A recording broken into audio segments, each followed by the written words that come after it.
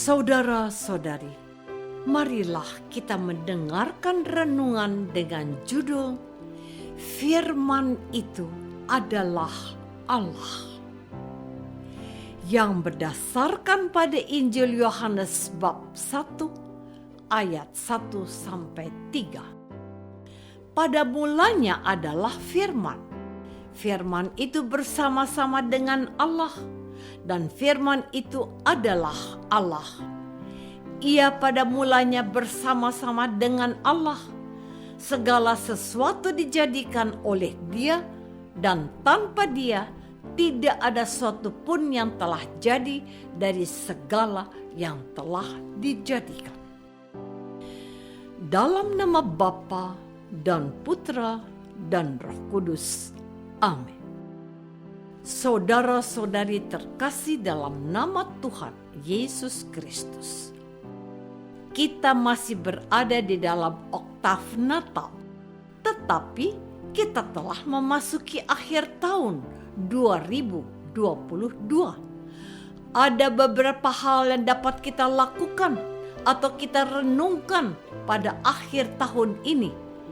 Biasanya orang melakukan evaluasi dan refleksi tentang apapun yang telah terjadi sepanjang tahun 2022 ini.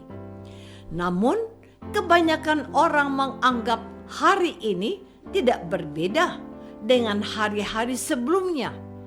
Tidak ada waktu tersisa atau yang diluangkan untuk membuat penelitian atau permenungan tentang hidupnya sepanjang tahun. Mungkin pada saat ini situasi kita seperti itu, tapi tidak mengapa. Kita masih punya sedikit waktu untuk membuat evaluasi sebelum tahun ini berlalu. Penting untuk disimak bahwa pada hari ini gereja menarik perhatian kita pada firman Allah yang menjadi manusia. Tulisan Yohanes ini dirasa berat untuk orang awam untuk memahaminya.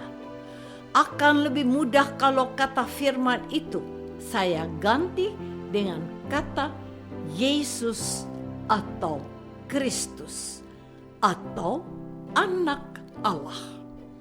Kalau saya tulis ulang, pada mulanya adalah anak Allah. Anak Allah itu bersama-sama dengan Allah, dan anak Allah itu adalah Allah.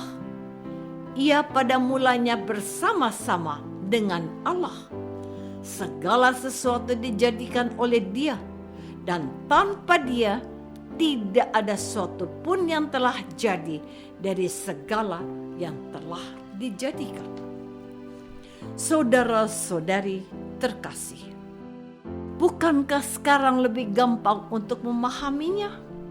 Kalau kita perhatikan ayat-ayat ini, kita diingatkan pada kisah penciptaan yang dapat kita temukan dalam kitab Kejadian. Kita dapat menemukan kalimat-kalimat ini. Berfirmanlah Allah, jadilah, maka jadilah. Kejadian bab 1 ayat 3, 6, 9, 11 dan seterusnya. Pada ayat 26 kita menemukan kalimat ini. Baiklah kita menjadikan manusia. Kita merasakan bahwa firman yang keluar dari mulut Allah sudah dipersonifikasikan.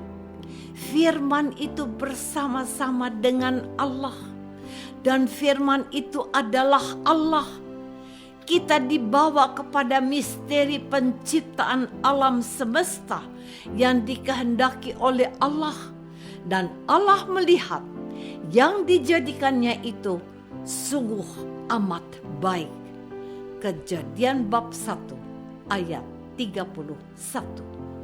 Yohanes Penginjil membuka cakrawala berpikir kita bahwa Tuhan Yesus itu adalah firman Allah dan Allah telah menciptakan seluruh isi alam semesta ini. Kita diminta untuk mengakui Yesus sebagai anak Allah pencipta. Saudara-saudari terkasih, tentu bukan suatu kebetulan bahwa hari ini Gereja Kudus meminta kita untuk mengatakan amin pada apa yang dituliskan oleh penginjil yang menyebut dirinya murid yang dikasihi Yesus. Yohanes tidak menemukan Yesus hanya sebagai nabi, guru, dan penyelamat dunia, melainkan dia membawa kita pada akar dari iman kekristenan kita yang percaya Yesus itu Allah yang bersama dengan Bapa telah menjadikan alam semesta. Yesus itu adalah firman, dan dengan firman itu Allah telah menjadikan segala sesuatu baik adanya. Namun manusia mulai dari Adam dan Hawa telah menjadikan apa yang baik menjadi rusak oleh dosa dan kerakusan serta ingin menjadi seperti Allah. Sejarah manusia melawan kehendak Allah itu sejarah manusia yang berbuat dosa dan menyembah yang bukan Allah berulang dan terulang lagi dan lagi. Allah dalam kesetiaannya mencoba menyadarkan mereka untuk berhenti berbuat dosa, berhenti menyembah dewa-dewi buatan tangan manusia. Namun mereka tidak kapok. Mereka mengulangi kesalahan yang sama. Lalu datanglah seorang yang diutus Allah, namanya Yohanes. Ia datang untuk memberi kesaksian tentang terang itu, supaya oleh dia semua orang menjadi percaya. Namun kehadiran anak Allah, yaitu firman Allah yang hidup itu, tidak dikenal oleh dunia. Bahkan Yohanes sendiri bersaksi bahwa pada awalnya dia tidak mengenal Yesus. Namun dia bersaksi bahwa sebelum aku jadi, dia sudah ada. Saudara-saudari terkasih, akhir tahun 2022 ini, gereja menarik perhatian kita pada Yesus Kristus, firman Allah yang hidup. Dia adalah terang dunia. Terang itu datang untuk menerangi dunia yang masih berada dalam kegelapan. Santo Paulus berkata bahwa Tuhan Yesus datang dan menyelamatkan manusia ketika kita sedang dalam keadaan berdosa. Kita diarahkan pada hari ini untuk menyegarkan kembali cara kita menjalani hidup kita. Kita harus mulai mengubah cara hidup kita yang berdosa dan memelihara hidup yang lebih berkenan kepada Allah. Kita diarahkan kepada Sang Firman. Kita diminta untuk memandang kepada Yesus saja. Inilah Dia yang kumaksudkan ketika aku berkata, kemudian daripadaku akan datang Dia yang telah mendahului aku, sebab Dia telah ada sebelum aku. Itulah kesaksian Nabi terakhir Yohanes, anak Imam Sakaria.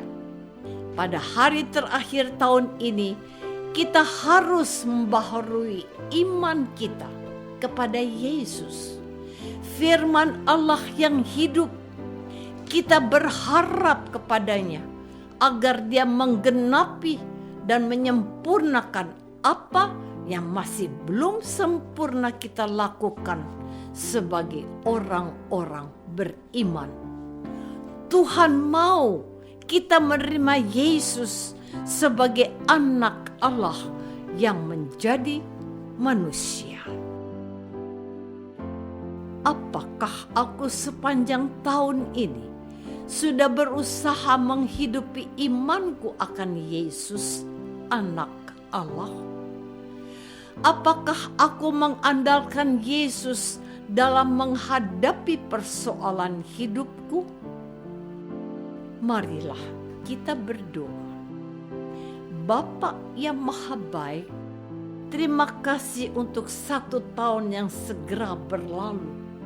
Kuatkan dan tambahkan iman kami akan Yesus, Sang Firman dan terang dunia, agar kami hidup dalam tuntunan kasih-Nya, sebab Dialah Kristus, Tuhan dan pengantara kami. Amin. Semoga kita semua selalu dinaungi dan dibimbing oleh berkat Allah yang Maha Kuasa, Bapa dan Putra dan Roh Kudus. Amin.